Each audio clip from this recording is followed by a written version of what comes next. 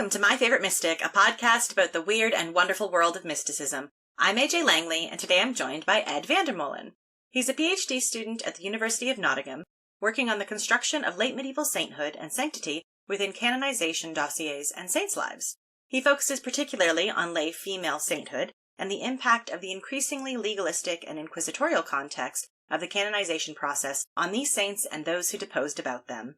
Ed, thank you for being here. Thank you for having me. Very pleased to be here. So today you're here to speak about Marie de Maillé. Yes, a somewhat neglected late medieval saint, I think. We love bringing the neglected forward into the light. But before we talk about her, let's talk a little bit more about you. How did you find yourself studying mysticism and sainthood? In a somewhat roundabout way, really, as I think is traditional. I sort of like to think that I came at mysticism through a combination of war and heresy, which is far more dramatic than it really has any right to be. My initial academic interest was the 100 Years' War, and particularly themes of aristocratic identity and the construction of group identity through written documents, particularly chronicles. So I looked at chivalric chronicles, Monstrelet, Froissart, Waffin, etc. And at the same time, I was also studying heresy and Inquisition with Professor Pete Biller. And these two themes kind of came together towards the end of my MA in the very obvious figure of Joan of Arc. And I was particularly struck by the fact that a heresy trial and a canonization trial are the exact same process, but with diametrically opposed outcomes. And that, you've got this kind of the figure of the heretic and the figure of the saint as being two very liminal figures invested with this kind of supernatural agency, but with very opposite morally imbued qualities. And that kind of led me towards the idea of saints and mystics as kind of liminal figures who are created by, in some respects, this kind of legalistic process. And with mysticism being such a growing part of sanctity, particularly towards the late medieval period, it kind of slotted into that dimension in my research really very neatly. And I found myself just super interested by the way in which processes produce and are affected by currents in religious belief and ideas about sanctity. I mean, that's a new one for me with regards to how people got into mysticism. But I think that you are so right in identifying how closely linked these ideas of sanctity versus witchcraft and heresy, how it is a knife's edge that these figures walk along in order to maintain just enough orthodoxy that they don't find themselves in a lot of trouble. And I think mysticism in particular, I think this is something that a lot of saints are vulnerable to, because the kind of conceptual distance between a saint and a witch is essentially zero. If you kind of look at who they are, and the actions they're performing in the world are basically the same, particularly with your earlier medieval saints where they're busy doing vengeance miracles. And you sort of go, that's not a very meek and mild thing to be doing, is it really?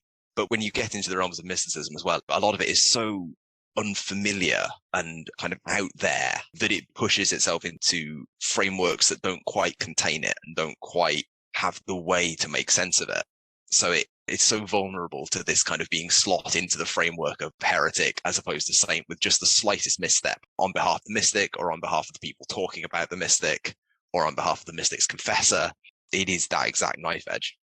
And we have a bit of a sweet spot between the 12th, 13th century and the 15th century, where mysticism is generally well received, it seems. We have a lot of mystics that we can look at who all operated in about the same time.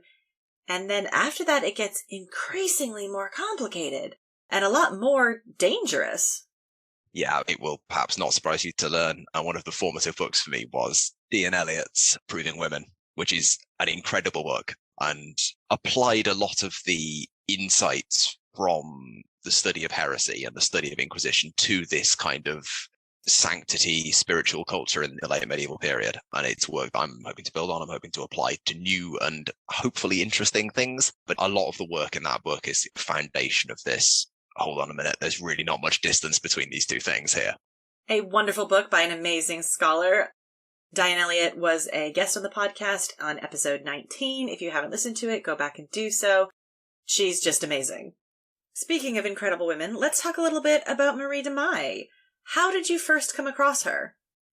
So she's very seldom been examined by herself. She's usually deployed as either a quantifying example in larger studies of medieval sanctity, and particularly in Kekaifer's Unquiet Souls. And she's looked at a little bit in, again, D.N. Eliot's Spiritual Marriage. She crops up quite often. But as far as I'm aware, there are only 2 pieces of work actually devoted to her. And one is an essay by Fauché in his Laity in the Middle Ages, in which he looks at her as the node of Franciscan piety and Franciscan networks in the French aristocracy. And one is an article by Thérèse Grécoeur, who basically just describes and unpicks some work on the process and the Vita. But I first came across her deployed as a comparison to Joan, because, she is a late medieval French mystic doing late medieval French mystic things and talking to kings and having opinions on what France should do, even if we never find out what those opinions are. So she turns up in that context, and I sort of went, hold on a minute, this is a much more traditional example of a mystical saint, as opposed to Joan, who is busy doing stuff that really your average saint doesn't do much of. And I sort of just went down the rabbit hole and was particularly interested in her because she's never been canonized. So she fits into that. She's performing sanctity in a very obvious, very local way, but she never quite makes that jump from local holy woman to saint officially, despite the considerable efforts of the community and of her confessor and various other things. So she kind of remains this sort of officially speaking liminal figure. She's not beatified until something like 1860 in that ranch of medieval figures who we perhaps should have done something with but didn't because we were too busy having a schism. So that was my kind of first exposure to it, was through Joan and through this kind of look at this conventional saint versus Joan of Arc. And I sort of looked at her and went, actually, she's not really that conventional. There's quite a lot of weirdness going on there. So I found this understated sainthood with this undercurrent of weird really quite interesting. Yeah, one of the reasons I really like doing this podcast is it's a way to push back against the idea of an ideal female mystic.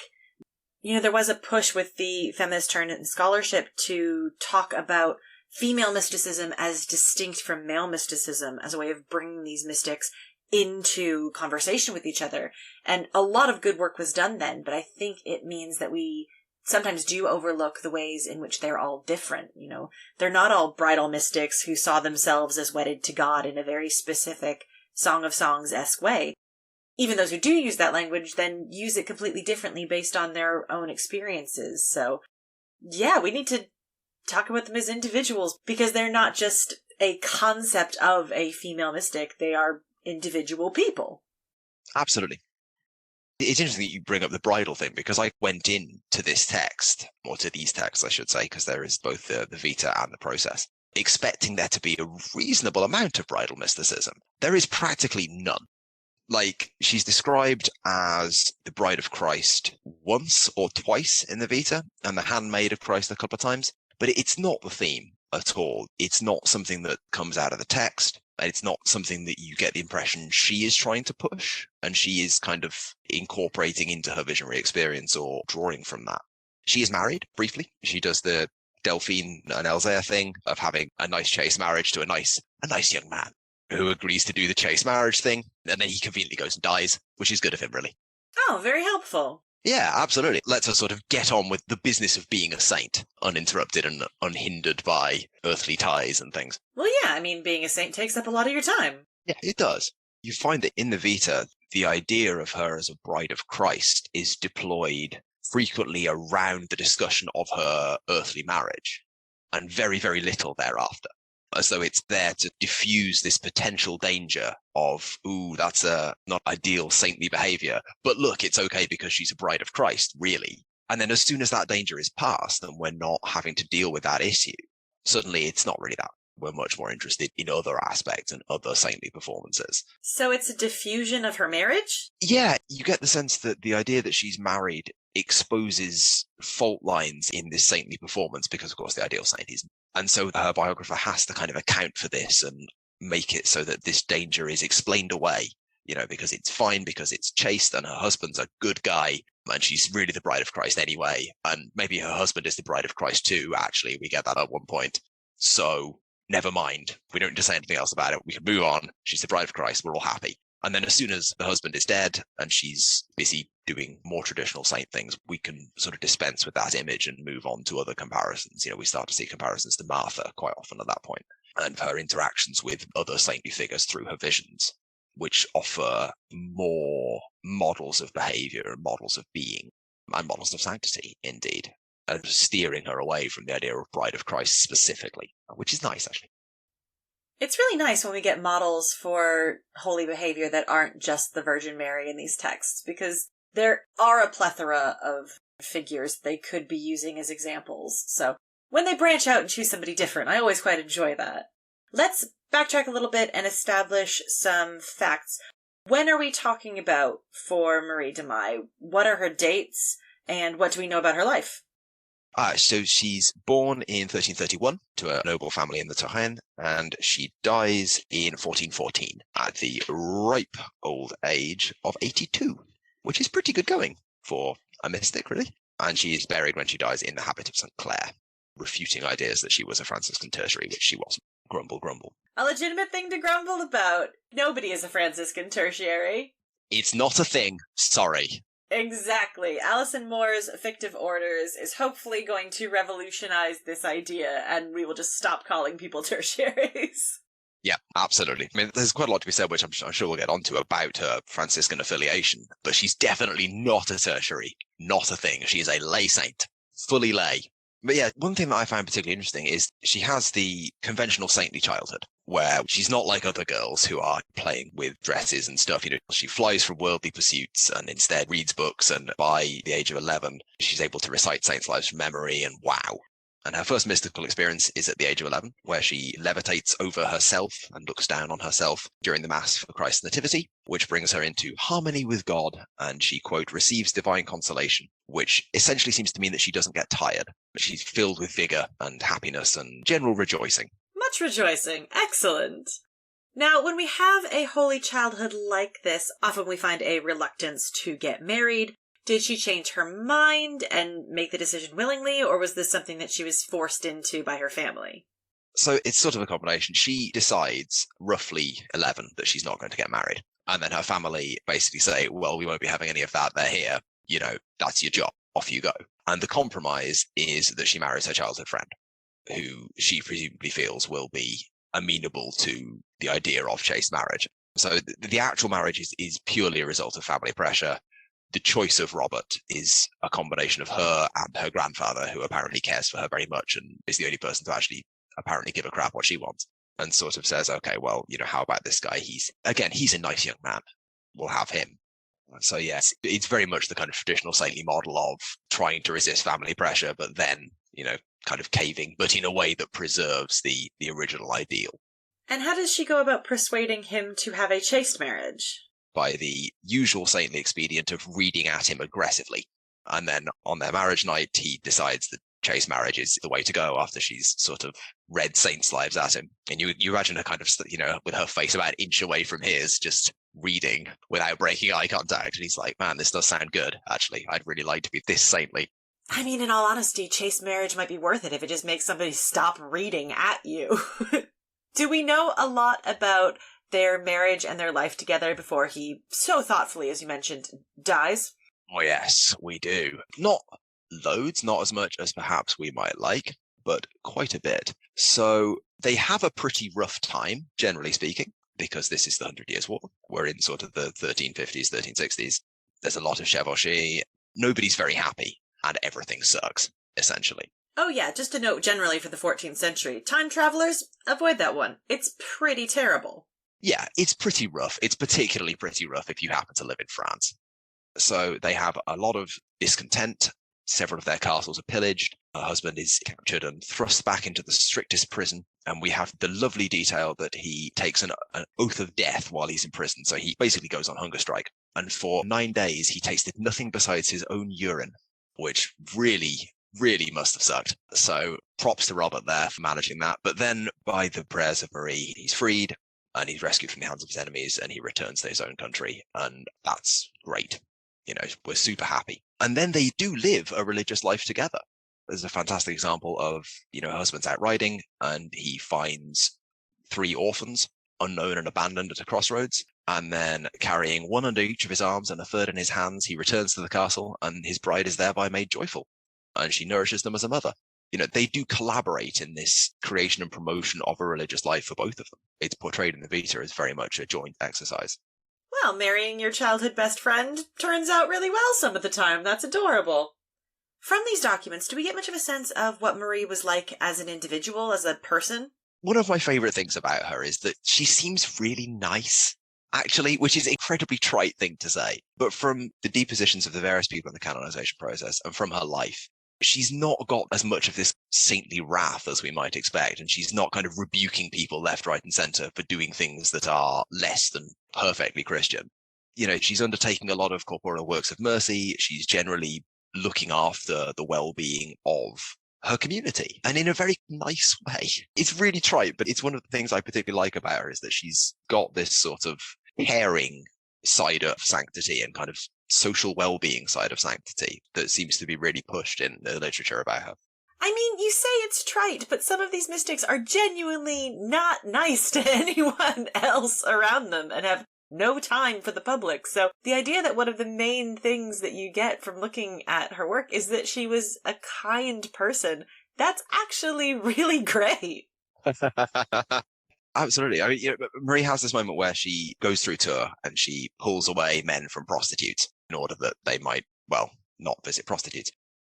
And she takes one of the prostitutes and she kind of looks after her until she finds a husband. And then they move to Anjou. And then the prostitute, or the ex-prostitute, comes back and visits her repeatedly. And they're very close. And she becomes essentially one of Marie's disciples.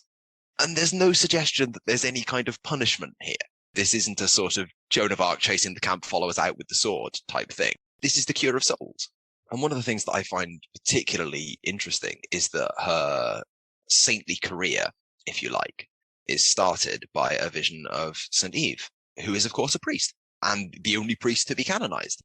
And so one of the models that she's drawing on here is this model of pastoral care and this model of community overwatch and making sure everything is as it should be and people are cared for and people are looked after. And that's one of the areas of sanctity that she seems to really draw on and really operate in. And we get similar things in the process, in the depositions. People are stressing this social care, this community outreach aspect of her sanctity, rather than specifically miracles and supernatural occurrences for their own sake. It's about the good that they did for the community, not just about the power of the saint and the power of God through the saint, which is absolutely fascinating to me. And I am loving every second of it. Amazing. Now, let's go back to something that we mentioned briefly earlier. Not a Franciscan tertiary, but you did mention she had some Franciscan influence. So what are her religious influences, and where do they come from? The initial influence on her, as Fauché has unpacked in a lot of detail, is she's raised in what we could term a Franciscan milieu. Her mother hires a Franciscan tutor for her children. Her grandfather was busy on crusade with St. Louis, and he's buried in a Franciscan friary in Tours, dressed in the habit of the order. Her parents both establish a private chapel in the same Franciscan friary for them to be buried. She's operating in a very Franciscan-influenced environment. However, interestingly, her husband dies in 1362. She then moves to Tours permanently, or semi-permanently, and adopts the contemplative life and lives an extremely ascetic existence as a beggar. She's not actually associated with the Franciscan friary until 1386. So there's this gap of 24 years where she's in Tours, she's operating in and around this area. There is a Franciscan friary, and she doesn't seem to have much to do with it, despite having been raised in this Franciscan milieu. And at that point, during that period, her main community and audience are the canons of the Cathedral of St. Martin, with whom she appears to have very close friendships with several of them. A lot of them are witnesses in the canonization process and have extended narratives about their interactions with her. And we can see the development here of a circle of devotees who travel with her and hang upon her every word, essentially. But there's not Franciscans until 1386, or not prevalently. Fauché, his suggestion for this is that there was perhaps some problem with the friary that made it off-putting for her until then. But because of the parlous state of Franciscan records for the 14th century in France, due to, everything, particularly the wars of religion and the revolution, it's impossible to say what that might have been, sadly. But her main associations appear to be the canons of the cathedral and more broadly, the city of Tours and the surrounding area. She's quite active throughout the Touraine. She goes to Angers at several points and spends time with Franciscans there. And then from 1386, she's closely affiliated with the Franciscans at Tours. And from that point, she takes Martin de Boscotier, the guardian of the convent or the guardian of the friary, as her confessor. Prior to that, we assume her confessor was probably one of the canons, but there's no clear indication of that, or even indeed that she had one, although we can reasonably assume that she did based on it being the model. So her relationship with the Franciscans, it starts out very, very strong, and then it seems to dip following her husband's death, and then it picks up again. And at that point, she's very closely affiliated with them. She's giving the Franciscan friary a load of relics. She's traveling about with them. She's going with novices to pray in remote chapels and in order to, strengthen their devotion to the order and this, that, and t'other. So she's very much a Franciscan saint at that point, which is interesting. It sounds like she's a really good example of the way that a lot of different religious groups could have influence in an urban center and how they impact people differently based on where they live and who they're talking to, and that especially a lay religious person doesn't necessarily have to conform to any of these specific models, but can take in whatever speaks to them from a multitude of groups. Absolutely. And she's got this very close affiliation. And prior to that, we can detect in the spiritual marriage what we might term Franciscan themes. Because obviously Elzire and Delphine are both kind of very Franciscan affiliated, and that's perhaps the model for this. I mean, it's debatable whether she knew about them and that's her specific model. But the idea of chaste marriage is a theme that we could fairly say is certainly prevalent in Franciscan spirituality, Franciscan lay spirituality. But it's hard to detect, as you say, any one model. We've got this kind of pastoral theme coming through from St. Eve. We've got this Franciscan theme. And the Franciscan theme is, should we say, taken to a bit of an extreme in that the overwhelming theme of the Vita is asceticism and poverty, like aggressively so. We make a big deal of the fact that she relinquishes all her inheritance. Of course she does, because, that's what you do. But then we've got this, she's aggressively poor. She lives on alms and she shares her food with other beggars before taking any herself. And it's really made very clear in the Vita that this is one of the overriding criteria for her sanctity, which, of course, again, in the mid-14th century, being an aggressively poor Franciscan carries with it other baggage that you may not wish your prospective saint to have. Absolutely. And that's something that actually came up as well in the episode on Elzire and Delphine, that the 14th century is not a good time to look like you're a spiritual Franciscan. Yeah, absolutely. Do you think that this might be one of the reasons that Marie de Maillé wasn't canonized at the time? Was it for political reasons? Do we know much about why the attempts failed? I think there are a number of potential answers to that question. I should caveat at this point that I haven't actually finished yet translating the process. I'm about 2/3 of the way through, and there is no existing translation of it. So we will find out exactly how much evidence there is. Something to look forward to. Oh, absolutely. At this stage, I think it would be fair to suggest that's probably a factor. Another factor is the difficulty in putting forward mystics for canonization, which is by no means a guaranteed success in the 14th century or in the early 15th century. It's sort of starting to become subject to questions, I think would be a fair way of putting it. And on top of that, of course, you've got the very pedestrian reason of it's the schism. Nobody is busy doing bureaucracy, or certainly not this kind. Pushing through a process of canonization is incredibly time consuming and incredibly expensive for the sponsors and for the procurators and, various other people. It's just simply a mammoth bureaucratic exercise.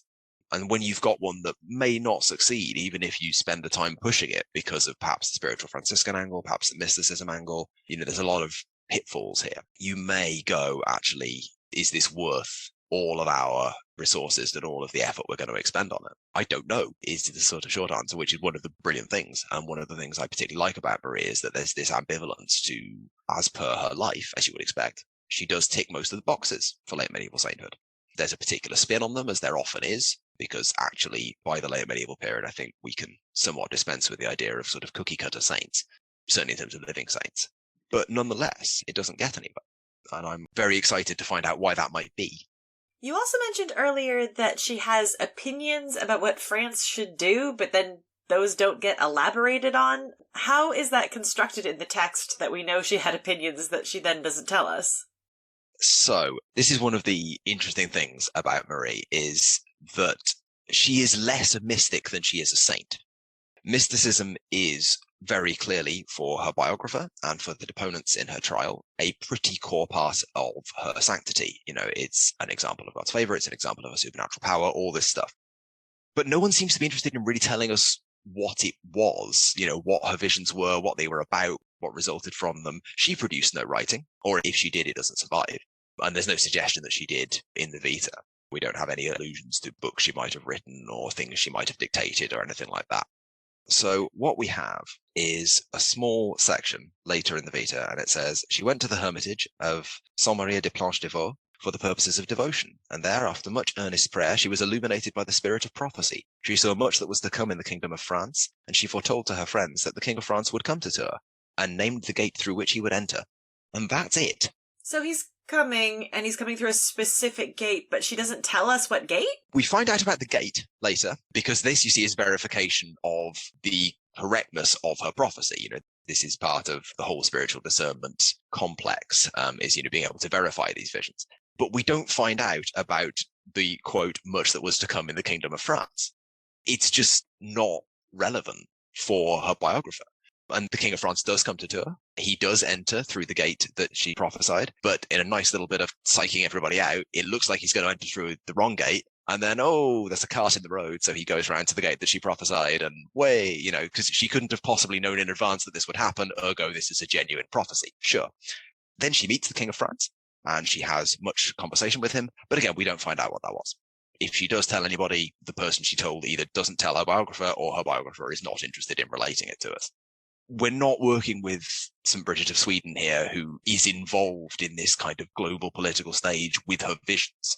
The political element of specifically her mystical experience is just not relevant to her biographer. And it's not relevant enough to her for her to leave us a written record of it, clearly. Or again, if it was, it's not something that has managed to survive to us. But we have the mystical element. We have these visions related, but not described, because it's enough for her biographer to tell us that she had them. The exact content is not really what we're here for, apparently, which is infuriating, and also very, very interesting. I kind of love that, because we get the validation from a worldly, quote-unquote, secular authority, with the king coming to visit her and giving her audience and listening to what she has to say. But we don't need to know what the visions are about, because the idea that much is to come in the kingdom of France, that's just universally true. We don't get anything else to validate that. But we still know how important she was in the grand scheme of things in France at the time, that she is getting this audience. That's exactly it. She's super involved with the secular powers. We have the King of France visiting Tours. She goes to visit him later in Paris. She spends 6 straight days with the Queen, which are apparently very productive. And she tells all the Queen's courtiers off for wearing the wrong shoes in an incredibly sort of trope-laden, saintly act. Because, of course, they're all wearing the really curly shoes, and this is terrible. And so she has a little bit of a sort of fashion critique there. But she's also written to by the King of Cyprus and his wife, who write to her and ask her for intervening prayers because they're busy being plagued by locusts and also plague and various other things. The Kingdom of Cyprus is generally having a pretty rough time of it. And would she pray for them? And also, would she send them more of her magic ointment, which is just wild. That screams witch. That screams witch! Right, doesn't it? This is exactly what I mean. This is this line. Because if someone else goes, actually, a slightly odd-looking woman gave me some magic ointment and then I recovered from my broken nose, it's not a long stretch from there to torches and pitchforks, is it, really? But instead, it's, oh my God, you're incredible. Please send us more of your magic ointment because it's been used to do so many wonderful pious works throughout the kingdom. I'm just screaming in my head. She's so lucky, so lucky. She made it to 82. She wasn't set on fire. This is remarkable. I know, I'm so happy for her. But she's got this involvement with sort of the secular powers. She's super linked into aristocratic networks, not just the Franciscan ones that Vaucher highlights, but also huge numbers of people are related to Jacques de Bourbon, the Comte de la Marche, who is the sponsor of her process. And if you look at his family web in 14th century France, it goes everywhere. And an awful lot of it, interestingly, carries through into the early 15th century. And we find a lot of people who patronized and supported Marie, their children subsequently patronized and support Joan of Arc. So we've got an aristocratic religious network here that is very interested in supporting holy women and holy mystical women at that. But she's really linked in with the secular world. She's very much a lay noble saint, active in a lay noble milieu, as well as this Franciscan, contemplative, mystical element. She brings both worlds together. Oh, I love her. She is just so cool. Is there a particular moment from the Vita or from any of the canonization documents that is your particular favorite moment? Can I give you 3? Yeah, go ahead. Okay, so the first one is from the Vita, and she's taking in poor people into her house to feed them. And amongst the other poor, we have one man of great stature, having long hair and a long beard and a beautiful aspect, entered her house. And he walks in and he looks around and says nothing. And she is astonished and fears evil deceit and says to him, "If you are a Christian, make the sign of a Christian." And from the Vita, having heard her words, he lifted up his hands and signed himself with the sign of the cross. And having taken a meal, left the house and was not seen again. And the Lady Marie, going out, standing and looking around, saw no one. Moreover, the neighbours, when asked where the man had gone, confessed that they knew not at all. And the Holy Lady went back into her house. And that's it. And what we get from this is that he's an angel. This is what the Vita gives us. He's an angel, definitely, 100%. So he's an angel, but her first reaction to an angel in her house is, "Who are you?" Yeah, who are you and what the hell are you doing here? Which I think is brilliant. It's a completely realistic reaction. But not only is it rather fun, but also it speaks to this duality of supernatural events. They're brilliant, they're holy, and they're awe-inspiring, and they're wonderful. But also they're a little unnerving, and they're maybe not to be unquestioningly accepted, even by this prospective saint. An angel walks into her house, or a man who she thinks is an angel, and she's not, oh my God, bowing before him and praying. She's, really? Which I think is quite nice. The second one is just entirely slapstick. And it's to do with freeing prisoners, which of course is another traditional pastime when you're a medieval saint. And we have a man, and he's being drawn to execution on a cart, and he passes her in the street, and he asks her to pray for him. And she was at once pierced within with a certain pity, and returned directly to the church and prayed for him so fervently that the performers of justice were not able to find their ladders, because the shorter one would not suffice, and the longer ones were broken. The debate between them was excessive and lengthy, and meanwhile at the base of the gallows, the poor young man had been bound with a collar like a wild beast. But yet at sunset, he is returned to prison in chains. And I just love this image of him just standing there while these 2 executioners are just yelling at each other like, "It was your job to find the ladders. Why didn't you find the ladders?" Well, Clive, we need ladders if we're going to put him up there. It's really high. He's just sat there at the bottom of the gallows, kind of rolling his eyes like, is this going to take much longer, guys? Because I do actually have somewhere to be.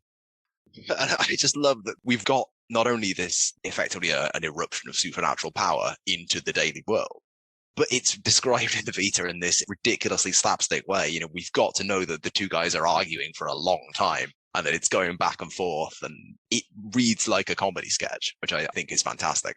And the result isn't even that he's freed, it's just they don't have a letter, so he goes back to prison. He is subsequently freed, but it does take a little while. He's not freed as a direct result. She basically spends another week lobbying for his release. So the miracle is the stay of execution. But then she spends a week, as far as we can tell, doing completely mundane stuff with the courts in order to get him released. So it's this kind of supernatural immediate remedy followed by mundane, and again, mundane work for the social good, which is one of her hallmarks. Is this marked out in some way as the miracle of the broken ladders? Because I really want it to be. I really wish it was. It's not marked out as anything. The Bollandist gloss has it as life obtained from various punishments, which is a slightly awkward translation, but it does the gist of it. But we have no commentary or headings throughout the Vita. It's quite sort of clumsily written in that way. It's not marked out in a way that we might find useful. My final one is from the canonization process, and this is a lengthy narrative that results from a question about Marie's visions. And the witness basically relates a story that Marie told him about her going to Angers to find some relics. And she does. She obtains the relics after much travail, and they are put in a pouch on her cart with her confessor's book of collects, and a little bit of bread and cheese and various other things. And of course, on the journey back to Tours, the pouch falls from the cart and is lost in the meadow, and everybody's very upset, as you would be. And they return to the friary where they got the relics from, and it turns out that, oh, my God, they've been returned by a helpful merchant who was going by. Wow. And there's just the pouch with the relics. There isn't a pouch with the book of collects or with the bread and cheese. And they sit him down and go, well, where did you get this? And he goes, oh, I found it in the field. And her confessor goes, well, if you found it in the field, where's my lunch? Because that's really the bit I'm interested in here. If you're so good, did you eat my lunch? And there's really quite a lengthy unpacking of this guy can't be telling the truth because he doesn't have my lunch. And, it's eventually resolved when another person turns up with the pouch with the lunch and the book of collects. And therefore, clearly this is all fine. But this is a story we've got third hand. Marie tells it to the witness, who then tells it to the process. So this focus on this minutiae either was significant enough in Marie's mind that she included it in her narrative, or has been embellished as a kind of verifying detail, if you like, throughout the different renditions of this story. I really like this extended narrative because it has the ring of something that's been focus grouped and workshopped, that her circle have clearly told each other this story and worked out the narrative. And it's got a climax, and it's got highs and lows, and it's got a miraculous resolution just when you think everything is awful. And we're supposed to interpret this as spontaneous testimony, which it very clearly isn't, because it's given in answer to a question about a vision. The vision is the thing that prompts this journey, and then the vision is no longer relevant. The question of, did she have a vision about this, can be answered in one line. Yes, she did. But then, as a result of that vision, we went on a fun field trip and we had a great time, and let me tell you the whole story. And so there's this interesting idea of the witnesses crafting their own ideas about sanctity and advancing their own interpretations of this saintly figure through crafted narrative, which is the thing that I'm sort of really focusing in on in my research. I mean, this is just proof that somebody else eating your lunch was as offensive in the 14th century as it is now. He should have labelled it. If he just labelled it, it would have been fine.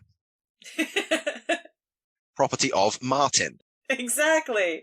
It solves all the problems. If lost. Please return to Martin. He's hungry, and he's not the same when he's hungry. Oh. Amazing. I am so sad that we are coming to the end of the podcast, but we are, and so I have to ask you the one last question, which, I mean, anyone who has any doubts by now hasn't been listening, but why is Marie de Maillé your favourite mystic? I like her for several reasons. Firstly, I like what we sense of her personality and her attitude throughout the sources. She's caring and considerate, and the model of sanctity that she appears to be modelling is one of this sort of very kind, it's very reserved, it's very focused on the common good, the social well-being. She's doing the preaching and the spreading of the faith and all that stuff as well, because, you've got to. But underneath it is this concern for her community and the well-being of the community, which I think is, it's not unusual, but it's nice for that to be the focus.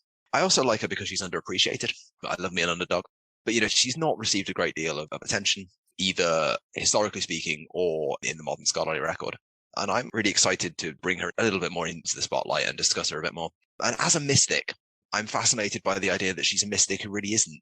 Being a mystic is a crucial part of her, and it's a crucial part of her claim to sainthood, but we're apparently just not really supposed to be interested in it beyond the fact of it happening, which I think is absolutely brilliant. This beautiful contradiction of, you've got to be a mystic, but we don't really want to hear about it if that's okay, which I find confusing and oddly charming. Yeah, and again, this reminds me of the episode on Elzier and Delphine, where, he did have these visions and he tells her, but they don't record them because they're personal revelations. They're not for us. And there's obviously other ways that they thought that they could argue for her sanctity. Absolutely. If you've had them, that's good. If they can be verified occasionally, that's good too. The King of France coming in the wrong gate, or the right gate, following the wrong gate. But we don't need to unpick them. We don't need a book of her revelations to write down, because that's not important for specifically this claim to sanctity. It's infuriating for us as historians, and particularly as people interested in mysticism. It's incredibly infuriating.